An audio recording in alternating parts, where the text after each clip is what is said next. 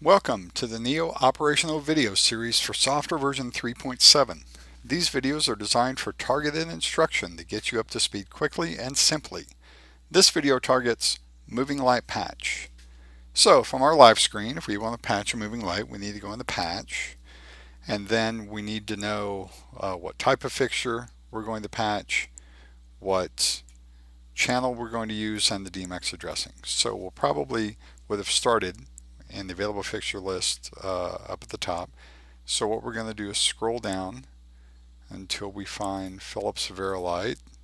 I'm going to open that, and we're going to patch some VL1100s. We're going to do the TSD tungsten shutter dimmer, ERS, which stands for lobe sort of reflector spotlight, and that assigns it to the Philips to the fixture make and model box. And we're going to put these, I'm going to go down to 101 to see what I've got, and we've got a bunch of LEDs in the 100s, so we're going to put these in the 200s. So we're going to start with patching a single fixture. Also, the LEDs are in the second universe, so we're just going to put the moving lights in the third universe. I can check to see what I've got by going to my tabs on my DMX output side, and we can see that the third universe is open. So we're going to say 201 at 3.1, enter, and we have the option of creating auto palettes for this fixture. You can say yes if you want generic palettes created for the color wheels and gobo wheels. I'm personally going to say no, but again, that's just personal preference. So we can see we've got a single fixture patched. It's in 201. Here's a bar which shows that it takes up 27 parameters and what the parameters are. The asterisk parameters of the 16-bit version when you have a 8-bit channel and a 16-bit channel for the low and the high. So that's one fixture patch. Now we're going to look at unpatching this fixture. So I'm going to say 201 at enter. Again, the old light palette command of at enter to get rid of. So that has cleared this out. Now we're going to look at range patching, which allow us to patch multiple fixtures into multiple channels all at the same time.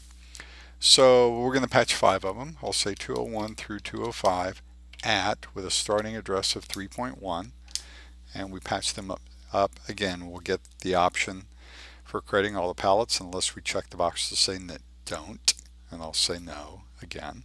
And we can see we now patch 5 of them.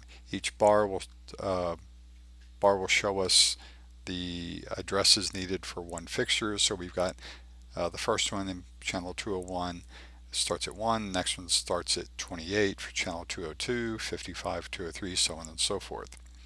This is all great, and now we can unpatch these as well just to see how to unpatch a range. So 201 through 205 at enter, and that clears that out. The last thing I want to show you when patching up a moving light is range patching, but with an offset. Now, why would you want some sort of an offset? A lot of times in a fixture like this, which takes up 27 addresses, it's hard to manage the numbers, so it's hard for people to remember, that this would be 1, then the next one would be 28, then 55. So a lot of people like to sort of round it up to the nearest tens digit. So what we'll do is we'll go ahead and patch up 5 of these, 201 through 205 at 3.1, and now we're going to hit plus twice, and that's the magic. So that brings up offset.